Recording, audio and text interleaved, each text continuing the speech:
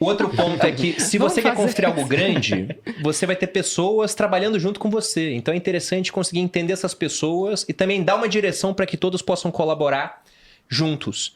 Eu citei o Ray Dalio falando que o livro dele é uma bosta, ou Princípios, mas aqui, fazendo um contraponto, ele escreveu um outro livro, que é o Princípios para Entender a Ordem Econômica Mundial em Transformação, alguma coisa assim.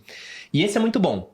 Ele é um cara que ele é meio prolixo, ele coloca muita coisa, mas ele tem umas ideias lá muito interessantes. Ele fala, por exemplo, que quem enriquece geralmente são pessoas dotadas de um nível educacional interessante. Ele não fala que isso é faculdade, são pessoas que se educaram, que colaboram em torno de um mesmo objetivo, ou seja, não é uma pessoa fazendo tudo sozinha, geralmente ela arranja mais gente para fazer.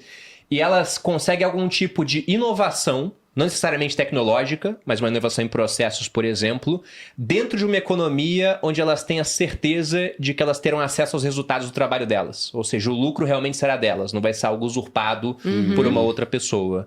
Então, educação é mega importante para isso. Se você conseguir também botar os outros para colaborar em torno do objetivo... Total. Sim. E aí, os últimos 2 pontos, educação financeira, para entender os números da empresa, o que você vai fazer com o seu dinheiro. E o outro é que a pessoa tem que ser boa em vendas também. Você pode ser um excelente orador, mas você pode não ser capaz de convencer os outros, né, de como aquilo que você oferece é importante. E ainda colocaria mais uma competência. A gente falando das hard skills aqui, né? Pelo menos para mim, e eu percebo que no meu entorno, quem consegue quebrar esse código também, junto a essas outras competências, é quem consegue dar um salto, que é a capacidade não só de interpretar texto, subtexto, mas a capacidade de interpretar dados. Hoje, se eu não soubesse interpretar os dados, se eu não tivesse essa competência, eu não teria feito o que eu fiz, porque a gente depende muito dos algoritmos. Então, se você não entende essas sutis mudanças nos algoritmos ou para onde que está indo a tendência de um YouTube, de um Instagram, ou até mesmo de vendas, ou se eu for colocar grana numa mídia, por exemplo, se eu não tiver essa competência, né?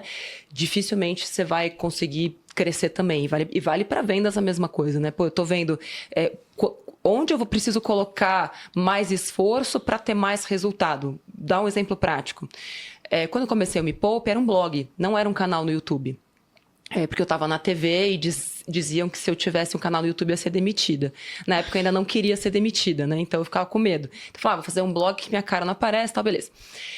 E eu acompanhando ali dia a dia, né, o crescimento do blog, quantos acessos, etc. Aí eu comecei a trabalhar com SEO, comecei a pesquisar SEO, que palavras-chave, comecei a buscar parcerias. Fiz parceria com o Dinheirama, né, do Conrado Navarro, tal, blá, blá.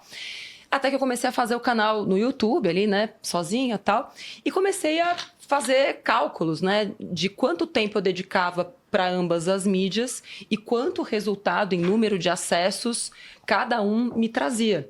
E aí eu comecei a perceber que o mesmo tempo dedicado a ambos, o YouTube me trazia 4, 5 vezes o resultado.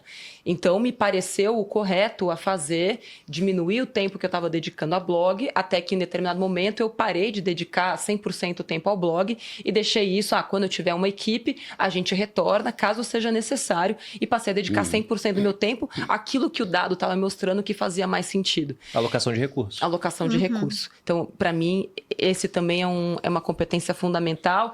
E aí, só que